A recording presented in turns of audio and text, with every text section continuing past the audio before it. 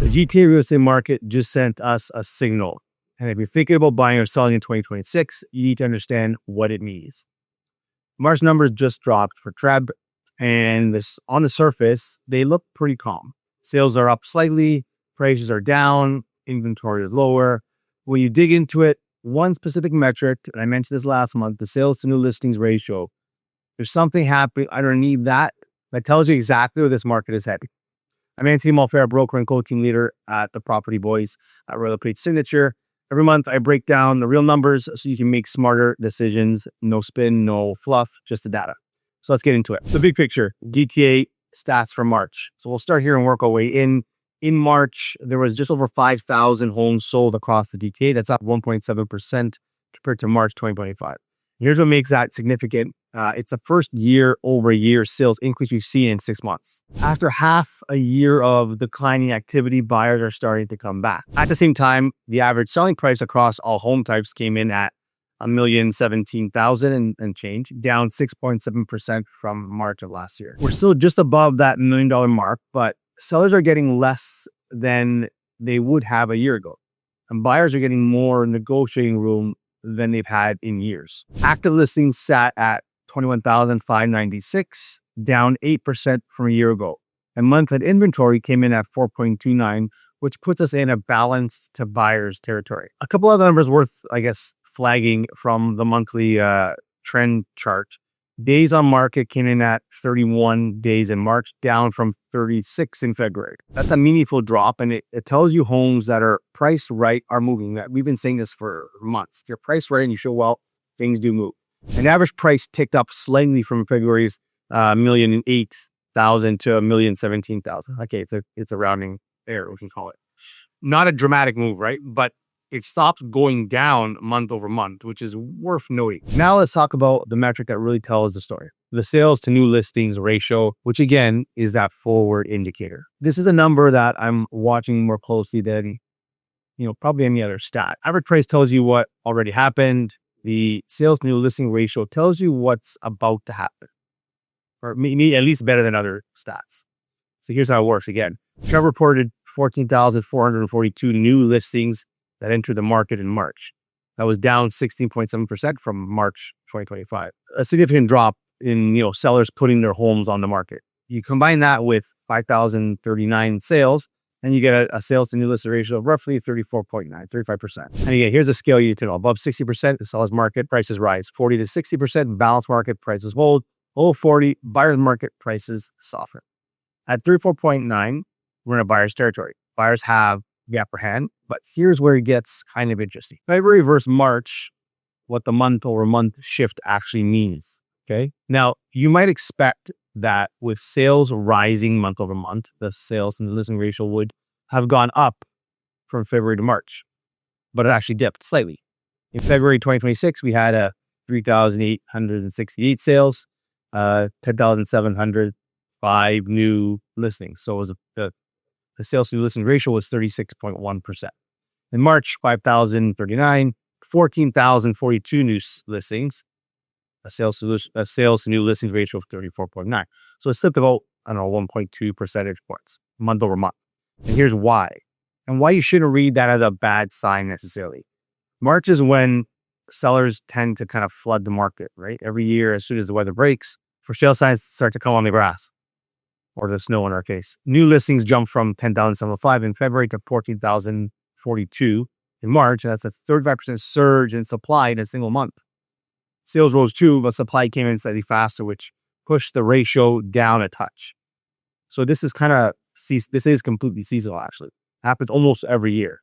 What actually matters here, and this is a real story, is what's happening on a year-over-year basis. New listings in March 2026 are down 16.7% compared to March 2025. So sellers are holding back. They're not putting homes on the market the way they were a year ago. And at the same time, buyers are returning. Sales are up 1.7% year over year. So that combination, fewer listings coming in, more buyers engaging, is the definition of a tightening market. The month over month dip in the sales to new listings ratio is, from what we can see, it seems like a seasonal blip. The year-over-year trend is what's pointing towards some stabilization. Treb said this directly in this month's release. If market conditions continue to tighten as they did in March, selling prices could start leveling off as we move through the remainder of 2026. That's not really optimism, it's just math. Now, let's get into the city of Toronto. Inside Toronto, specifically, there was 1,913 homes sold in March, essentially flat year over year, down 0.3%. The year-to-date average sale price sits at $1,001,000, just over that, down 6.2% from last year. Active listings in Toronto came in at 8,189, down a significant over 10% year over year. And that's the sharpest inventory decline of any market we're covering today. Less supply, relatively stable demand. Toronto is tightening faster than the broader GTA. Now, on the condo side in Toronto, 951 condo sales year to date, up 2.6%. The only market segment where sales were actually up year over year. The average condo sale price sits at just under $650,000, down 9.5% from last year, which means the entry-level buyer has more purchasing power right now than they've had in a long time. Months of inventory in Toronto was 4.28, still a buyer's market, but getting closer to that balanced mark. Let's head a little bit north to York Region. York Region had the strongest sales numbers of any market this month, 887 homes sold in March, 3.3% year over year, up 3.3% year over year. That's the biggest positive swing in the GTA. Year-to-date average sale price was $1,139,000, down 7% from last year. Active listings sat just under 4,200, down 6.4% year over year. And months of inventory was at 4.71, which is the highest of the markets we're covering today, which means there's still room to negotiate in York Region. On the condo side there, 172 sales in March, down 8.5% year over year. The average condo price in York Region was just under $605,000, which is also down 8.6%. They've seen some of the steepest price correction, I would say, in York Region, but that also means the most room for buyers to find values. And then Mississauga. This is probably, I guess you can call it the affordability story. Year-to-date average sales sits at just under $960,000, down just under 8% from last year. That's the most affordable of the three markets we're covering today. And it's sitting below the GTA average for the first time in quite a while. 1,093 sales year to date, down just 3.8%.